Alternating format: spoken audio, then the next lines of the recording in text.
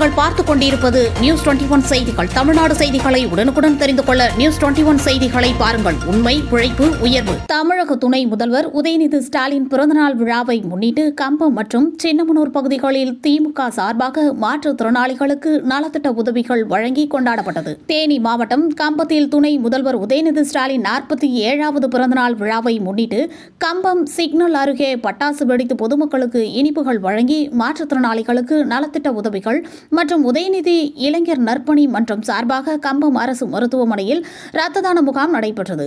இதில் ஏராளமான திமுக நிர்வாகிகள், தொண்டர்கள், அதேபோல் சின்னமனூர் பகுதிகளில் பட்டாசுகள் வெடித்து கேக் வெட்டி பொதுமக்களுக்கு இனிப்புகள் வழங்கி கொண்டாடப்பட்டது. கம்பம் வடக்கு நகர செயலாளர் MC வீரபாண்டி மற்றும் தெற்கு நகர செயலாளர் பால்பாண்டி ராஜா ஆகியோர் தலைமையில் விளையாட்டு மேம்பாட்டுத்துறை தேனி மாவட்ட அமைப்பாளர் வசந்தன் முன்னிலையிலும் பிறந்தநாள் விழாவானது நடைபெற்றது.